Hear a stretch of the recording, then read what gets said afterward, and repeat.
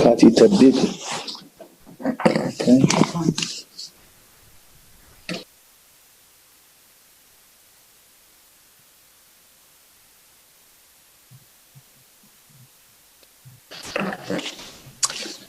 Thank you very much, Director General. Your Excellency President Cyril Ramaphosa, through his representative, Your Excellency, my brother Dr. Zweli Mkhize, Minister of Health, Your Excellency Dr. Blade Nzimande, Minister of Higher Education, Your Excellency Dr. Ibrahim Patel, Minister of Economic Development, Your Excellency Professor Sarah Anyang Agbo, African Union Commissioner for Human Resources, Science and Technology, Excellencies, dear colleagues and friends. First of all, I would like to express my gratitude to Your Excellency President Ramaphosa for convening this very important event, but also for your leadership as Chair of the African Union during this unprecedented crisis. Regional solidarity is critical, and your efforts in developing the continental strategy and the coalition of business and political leaders have been very important. We know South Africa is now facing a serious challenge with community transmission and increasing numbers of deaths. I send my deep condolences over those you have lost. I send my admiration for your health workers who are working tirelessly to save lives. And I offer WHO's steadfast commitment to work with you to defeat the outbreak. It's important to remember that no matter the situation, it can be turned around. It's never too late. Many countries have demonstrated with determination and the right actions, transmission can be interrupted, lives can be saved.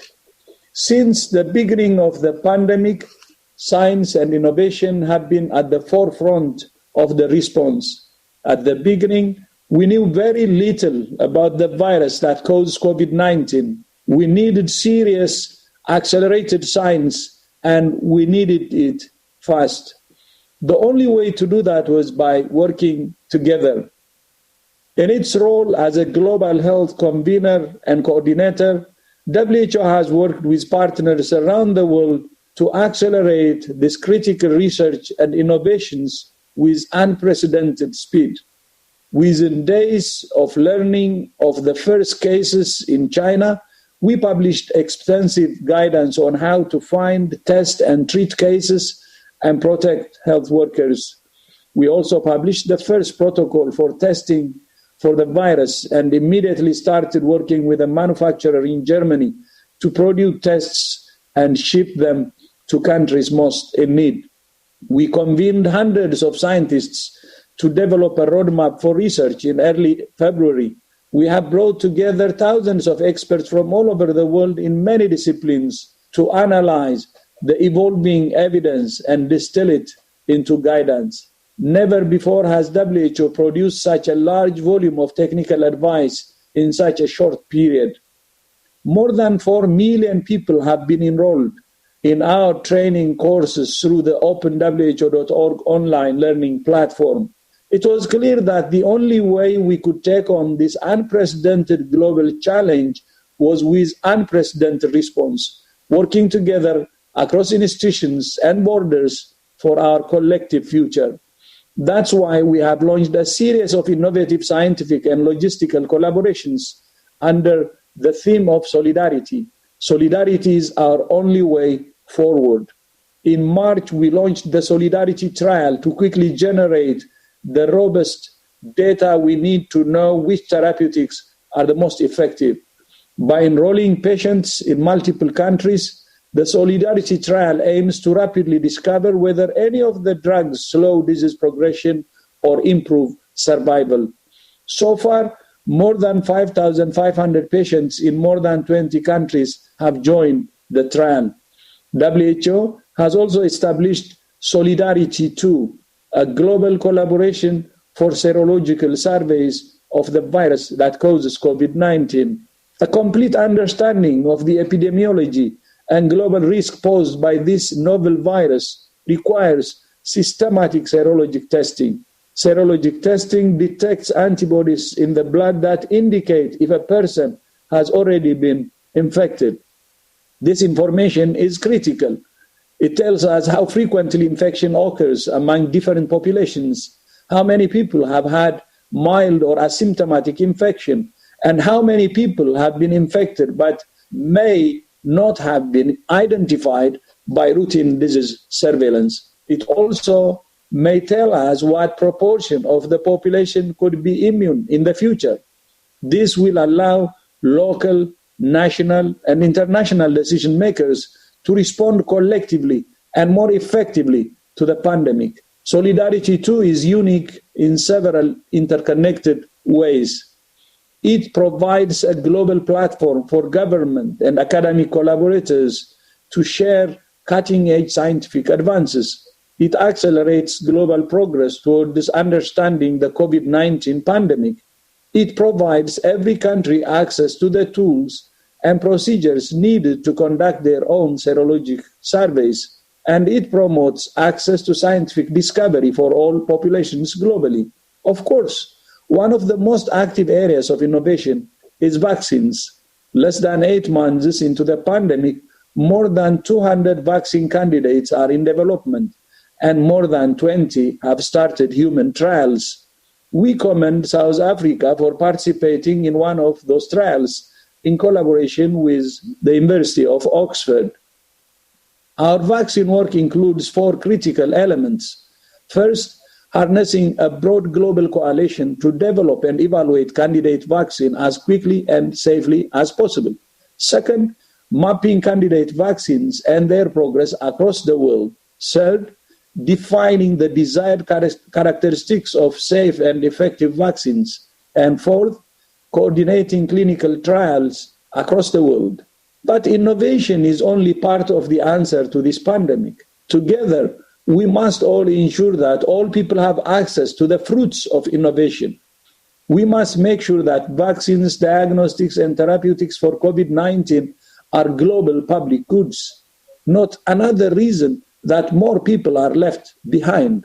That's why WHO worked with the European Commission and other partners to form the Access to COVID-19 Tools Accelerator to speed up the development, production, and equitable distribution of vaccines, diagnostics, and therapeutics. To complement the ACT Accelerator, WHO also worked with the government of Costa Rica to launch the COVID-19 Technology Access Pool, or CTAP, which compiles COVID-19 health technology-related knowledge, intellectual property, and data. Local production is also key to ensuring access, especially in our continent, Africa.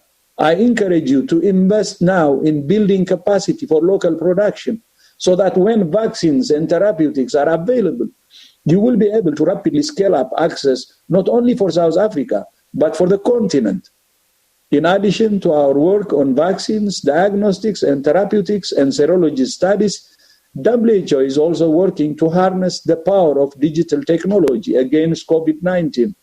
Our new Digital Health and Innovation Department has developed 2 key mobile products aimed at supporting health workers and informing the public. First, the WHO Academy app provides health workers with mobile access to a wealth of COVID-19 knowledge resources developed by WHO that include up-to-the-minute guidance, tools, training, and virtual workshop that will help them care for COVID-19 patients and protect themselves. Second, the WHO Info application is aimed at the general public and gives millions of people real-time mobile access to the latest WHO initiatives, partnerships, and up-to-date information on the race to find medicines and vaccines for fighting the disease. The number of COVID-19 cases organized by country and by timelines is continually updated in the app from the official WHO COVID-19 data streams. Social science is critical too. This pandemic has upended daily life, travel and transportation, education, jobs, societies, and economies. We must mobilize insights into human behavior, and societies to rebuild communities, countries, and a better world. Excellencies, dear colleagues and friends, to defeat this pandemic, science, technology, and innovation must all play a crucial role. The very fact that you're holding this event shows that you know this already. But there is one ingredient that's even more important than science, which is solidarity. Science, technology, and innovation are tools that can be used either to widen inequalities or to narrow them. WHO's commitment is to bring scientists, researchers, innovators, and nations together in a spirit of solidarity to ensure shared solutions to this shared challenge. Science is the most powerful when it benefits everyone. After all, we're one humanity. We share the same DNA, same planet, and the same hopes and dreams. We're all in this together, and we can only prevail together. I thank you.